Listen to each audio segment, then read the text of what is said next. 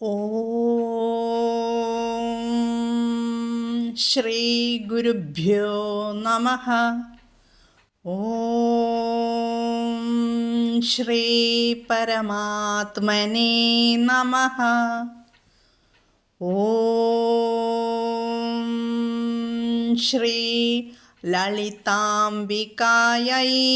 നമഃ. ഓം നമോ നാരായണായ. ഓം നമോ ഭഗവതേ വാസുദേവായ. നമസ്തേ സജ്ജനങ്ങളെ. ഇന്ന് നമുക്ക് ശ്രീ വിഷ്ണു സഹസ്രനാമ സ്തോത്രത്തിലെ 85, 86, 87 ശ്ലോകങ്ങളുടെ പാരായണം പഠിക്കാം. ശ്ലോകം 85. ഉദ്ഭവസുന്ദരസുന്ദോ രത്നനാഭസുലോചനഃ അർക്കോ വാജസനശൃംഗീ ജയന്തഃ സർവവിജയീ.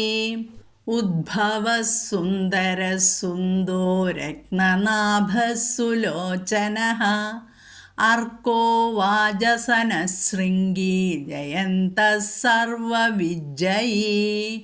ഇതാണ് 85-ാമത്തെ ശ്ലോകം. ഇവിടെ 10 നാമങ്ങളാണ് ഭഗവാന്റെ ഉള്ളത്. പദച്ഛേദം മനസ്സിലാക്കാം.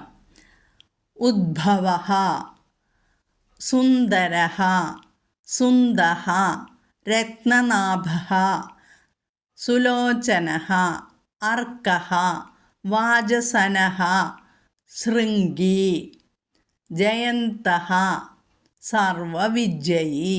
ഇതാണ് ആ നാമങ്ങൾ.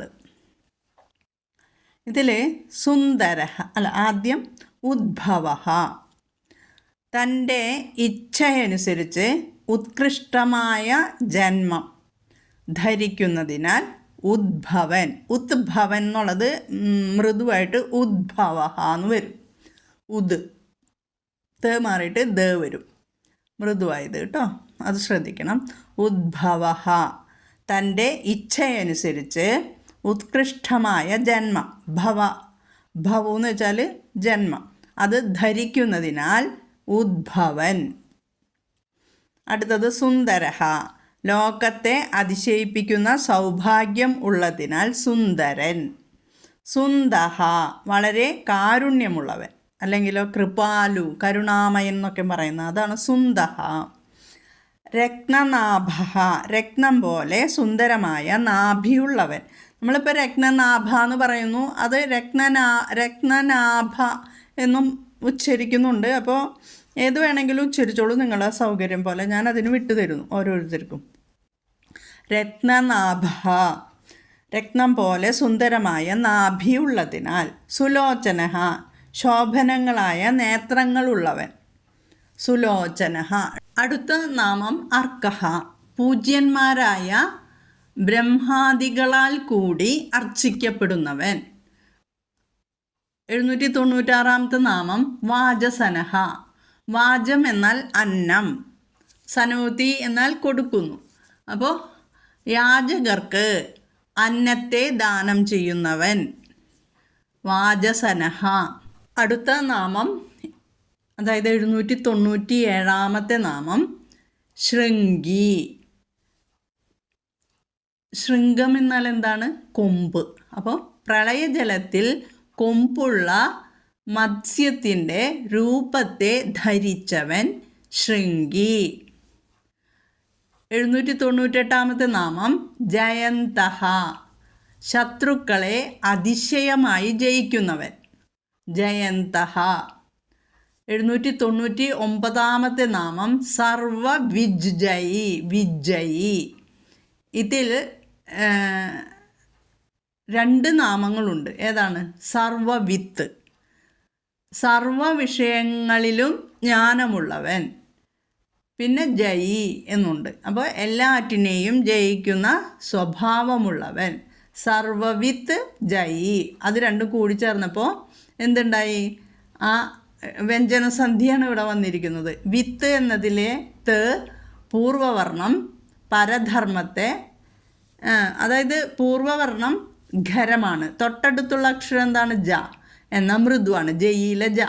അപ്പോൾ പൂർവവർണം പരധർമ്മത്തെ സ്വീകരിക്കുന്നതാണ് ഇവിടെ സംഭവിച്ചിരിക്കുന്നത്. അതാണ് 2 ജ വന്നിരിക്കുന്നത്. ത എന്നുള്ളത് ജ എന്നുള്ളതിനെ സ്വീകരിക്കുന്നു.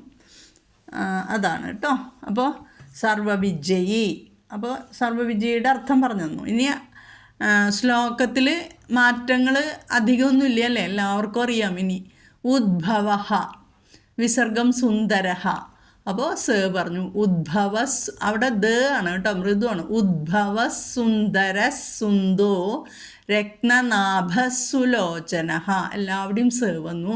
അർക്കോ വാജസന ശൃംഗി. അവിടെ വിസർഗം കഴിഞ്ഞിട്ട് ഷ വന്നിരിക്കുന്നു അല്ലേ, ശൃംഗി ഷ. അതുകൊണ്ട് അവിടെ ഷ പറയണം. വാജസന ശൃംഗി. പിന്നെ ജയന്ത സർവ വിജയി. ജയന്ത നേത, ജയന്ത സർവ വിജയി, വിജയി. ഇത്രയേ ഉള്ളൂ കേട്ടോ. ഒന്നും കൂടി ചൊല്ലിത്തരാം. ഉദ്ഭവ സുന്ദര സുന്ദോ രത്നനാഭ സുലോചന അർക്കോ വാജസന ശൃംഗി ജയന്ത സർവ വിജയി. ഉദ്ഭവ സുന്ദര സുന്ദോ രത്നനാഭ സുലോചന അർക്കോ വാജസന ശൃംഗി ജയന്ത സർവ വിജയി. ഇനി നമുക്ക് 86-ാമത്തെ ശ്ലോകത്തിലേക്ക് പോകാം. ശ്ലോകം 86. സുവർണബിന്ദുരക്ഷോഭ്യ സർവവാഗീശ്വരേശ്വരഃ മഹാഹ്രദോ മഹാഗർത്തോ മഹാഭൂതോ മഹാനിധിഃ. സുവർണബിന്ദുരക്ഷോഭ്യ സർവവാഗീശ്വരേശ്വരഃ മഹാഹ്രദോ മഹാഗർത്തോ മഹാഭൂതോ മഹാനിധിഃ. ഈ ശ്ലോകത്തിൽ 7 നാമങ്ങൾ ആണ് ഉള്ളത്. അവ സുവർണബിന്ദുഃ, അക്ഷോഭ്യഃ, സർവവാഗീശ്വരേശ്വരഃ, മഹാഹ്രദഃ, മഹാഗർത്തഃ, മഹാഭൂതഃ, മഹാനിധിഃ. 800-ാമത്തെ നാമാണ് ഏത്? സുവർണബിന്ദുഃ. ബിന്ദു എന്നാൽ അവയവങ്ങൾ. ഭഗവാന്റെ അവയവങ്ങൾ സ്വർണതുല്യങ്ങളാകയാൽ സുവർണബിന്ദു. ഓംകാരസ്വരൂപൻ, അതാണ് അർത്ഥം 800-ാമത്തെ നാമത്തിൻ്റെ സുവർണബിന്ദുഃ. 801 അക്ഷോഭ്യഃ. രാഗദ്വേഷാദികളാലും ശബ്ദാദി വിഷയങ്ങളാലും ദേവശത്രുക്കളായ അസുരന്മാരാലും ക്ഷോഭിക്കപ്പെടാത്തവൻ. അക്ഷോഭ്യം എന്ന് വെച്ചാൽ ക്ഷോഭിക്കപ്പെടാത്തവൻ. അടുത്ത നാമം സർവവാഗീശ്വരേശ്വരഃ. അവിടെ ശ്രദ്ധിക്കണം, വാഗീശ്വരേശ്വരഃ. 2 ശ്വാകൾ വരുന്നുണ്ട്. ശേവ കേട്ടോ, ഈശ്വരൻ എന്നുള്ളത്. ബ്രഹ്മാവ് തുടങ്ങിയ എല്ലാ വാഗീശ്വരന്മാർക്കും ഈശ്വരനാകയാൽ സർവവാഗീശ്വരേശ്വരൻ, വാഗീശ്വരേശ്വരൻ. അടുത്ത നാമം മഹാഹ്രദഃ. മഹത്തായ ഹ്രദം. ഹ്രദം എന്നാൽ കയം. അഗാധ ജലത്തിലെന്ന പോലെ ധ്യാനത്തിൽ ഭഗവത് ഭാവത്തെ പ്രാപിച്ച യോഗികൾ അനുഭവിക്കുന്ന ശാന്തി, അവർക്ക് പുതിയ ഉണർവും ഉന്മേഷവും ലഭിക്കും. യോഗികൾക്ക് അങ്ങനെയുള്ള അവസ്ഥയെ കൊടുക്കുന്നതിനാൽ മഹാഹ്രദൻ. അടുത്ത നാമം മഹാഗർത്തഃ. മഹത്തായ ഗർത്തത്തോടു കൂടിയവൻ. വലിയ കുഴി പോലെ ഗർത്തം, ദുർഘടമായ മായ ഉള്ളവൻ. അതുകൊണ്ടാണ് ഭഗവാന് മഹാഗർത്തഃ എന്നു പേര്. മഹാഭൂതഃ. മഹത്തായ ഭൂതസ്വരൂപമുള്ളവൻ. 3 കാലങ്ങളാലും വിഭജിക്കപ്പെടാൻ കഴിയാത്ത സ്വരൂപം ഉള്ളവൻ. മഹാഭൂതഃ. മഹാനിധിഃ. എല്ലാ ഭൂതങ്ങളും അദ്ദേഹത്തിൽ നിധാനം ചെയ്യപ്പെടുന്നു എന്നതിനാൽ അദ്ദേഹം നിധിയാണ്. മഹാനും നിധിയുമാകയാൽ മഹാനിധി. ഇനി സന്ധികൾ ഇതിലെന്താണെന്ന് നമുക്കൊന്ന് മനസ്സിലാക്കാം. സുവർണ ബിന്ദു രക്ഷോഭ്യ എന്ന് വന്നു അല്ലേ. സുവർണ ബിന്ദു അറിയാം എല്ലാവർക്കും, രാ വന്നിരിക്കുന്നു. സുവർണ ബിന്ദു അക്ഷോഭ്യ, സുവർണ ബിന്ദു രക്ഷോഭ്യ. രേഭം വന്നു, ഉകാരം വന്നു വിസർഗത്തിന് മുമ്പ്, വിസർഗശേഷം ആ എന്ന സ്വരാക്ഷരം വന്നിരിക്കുന്നു. അതുകൊണ്ട് അവിടെ എർ എന്ന രേഭം വന്നു. എർ പ്ലസ് അക്ഷോഭ്യ ലാ കൂടുമ്പ ര. സുവർണ ബിന്ദു രക്ഷോഭ്യ. അടുത്തത് സർവവാഗീശ്വരേശ്വര. ഇനി അക്ഷോഭ്യ കഴിഞ്ഞിട്ട് സർവ എന്ന് വന്നതുകൊണ്ട് അവിടെ അക്ഷോഭ്യസ് എന്ന് പറയണം. നമ്മൾ 4 പാദങ്ങളിലായിട്ട് എഴുതുമ്പോൾ അക്ഷോഭ്യ കഴിഞ്ഞിട്ട് വിസർഗം ഇട്ടിട്ട് പിന്നെ താഴത്താണ് അടുത്ത പാദത്തിലാണ് സർവവാഗീശ്വരേശ്വര എന്ന് പറയുന്നത്. നമ്മൾ 1ാമത്തെ പാദവും 2ാമത്തെ പാദവും കൂട്ടി യോജിപ്പിച്ച് ചൊല്ലുന്നത് കൊണ്ട് സുവർണ ബിന്ദു രക്ഷോഭ്യ സർവവാഗീശ്വരേശ്വര എന്ന് ചൊല്ലണം കേട്ടോ. പിന്നെ അടുത്ത 3ാമത്തെയും 4ാമത്തെയും പാദത്തിലെല്ലാം ഓംകാരം. മഹാഹ്രദോ മഹാഗർത്തോ മഹാഭൂതോ മഹാനിധി. പ്രത്യേകിച്ചൊന്നും പറയാനില്ല, എല്ലാം വാഗീശ്വരേശ്വരഹേല ആ ഈശ്വര വകാരം പറയണം. മഹാഹ്രദോ മഹാഗർത്തോ മഹാഭൂതോ മഹാനിധി കേട്ടോ, അത്രയേ ഉള്ളൂ. ഇനി ശ്ലോകം പാരായണം ഒന്നും കൂടി ചെയ്തു തരാം. സുവർണ ബിന്ദു രക്ഷോഭ്യ സർവവാഗീശ്വരേശ്വര മഹാഹ്രദോ മഹാഗർത്തോ മഹാഭൂതോ മഹാനിധി. സുവർണ ബിന്ദു രക്ഷോഭ്യ സർവവാഗീശ്വരേശ്വര മഹാഹ്രദോ മഹാഗർത്തോ മഹാഭൂതോ മഹാനിധി. ഇനി അടുത്ത ശ്ലോകം പഠിക്കാം. ശ്ലോകം 87. കുമുദഃ കുന്ദരഃ കുന്ദഃ പർജന്യഃ പാവനോ നിലഃ അമൃതാശോമൃതവപുഃ സർവജ്ഞഃ സർവതോമുഖഃ.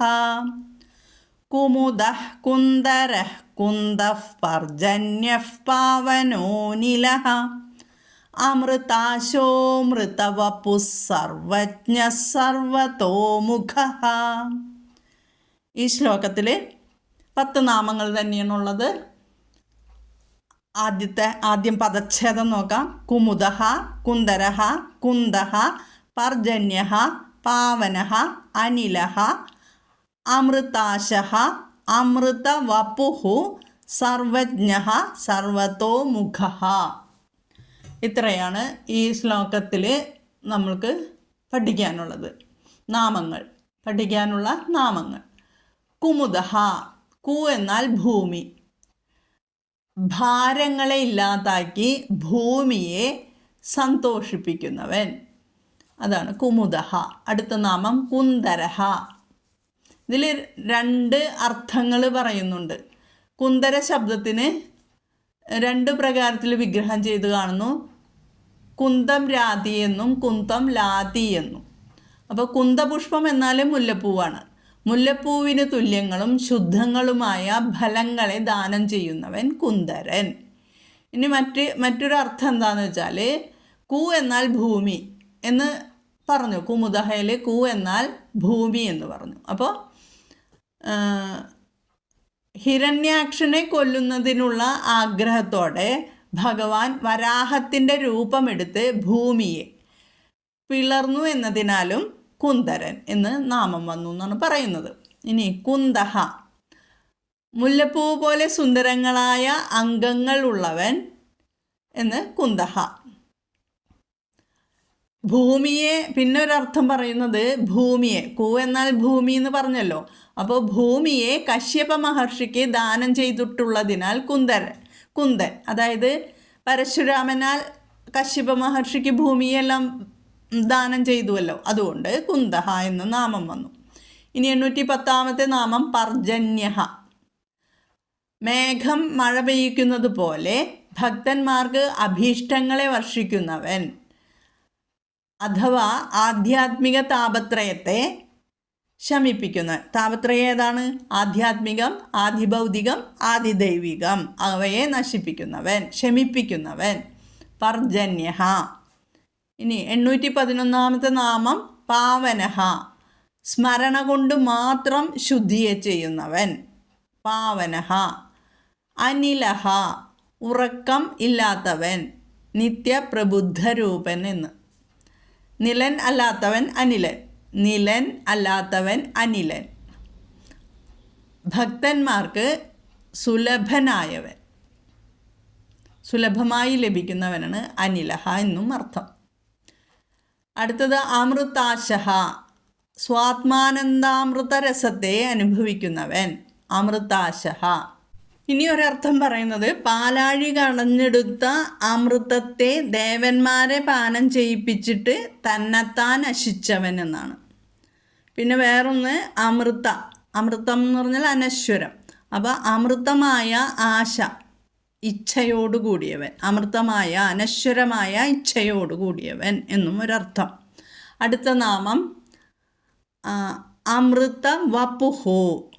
അമൃത വപുഹു. മൃതം എന്നാൽ എന്താണ്? മരണം. അപ്പോൾ അമൃതം എന്നാൽ മരണം ഇല്ലാത്തവൻ, മരണമില്ലാത്ത വപുസ്സോട് കൂടിയവൻ. അമൃത വപുഹു. വപു എന്ന് പറഞ്ഞാൽ ശരീരം, മരണമില്ലാത്ത ശരീരമുള്ളവൻ.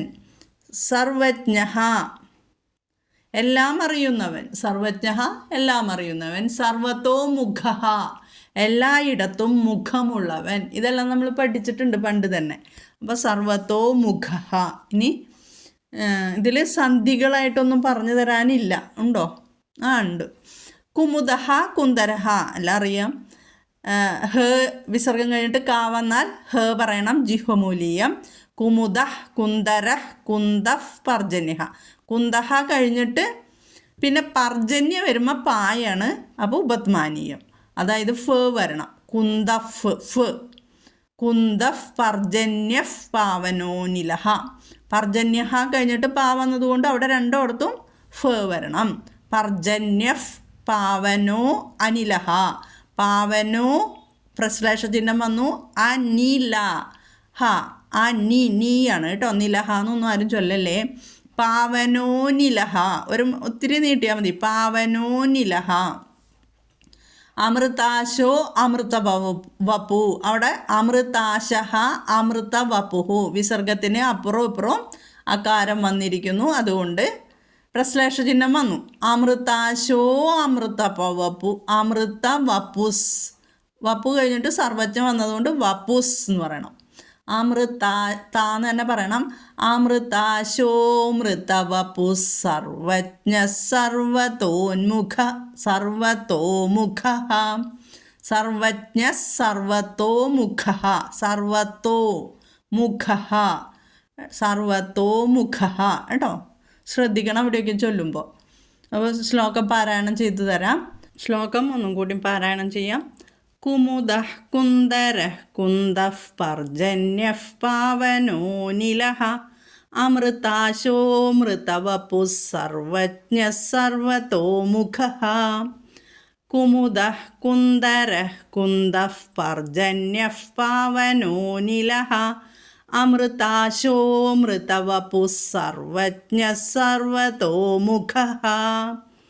ശ്രീരാമ രാമ രാമേതി രമേ രാമേ മനോരമേ. സഹസ്രനാമ തത്തുല്യം രാമനാമവരാനനേ. ശ്രീരാമനാമവരാനന ഓം നമ ഇതി. എല്ലാവരും വളരെ ഭംഗിയായിട്ട് നല്ല അക്ഷരസ്ഫുടതയോടുകൂടി ശ്രദ്ധിച്ച് പഠിക്കുക. ജഗദീശ്വരൻ്റെ കൃപാകടാക്ഷം എല്ലാവർക്കും ലഭിക്കുമാറാകട്ടെ. ഹരി ഓം. ഓം ശ്രീ ഗുരുഭ്യോ നമഃ. ഹരി ഓം. ഓം തത്സത്.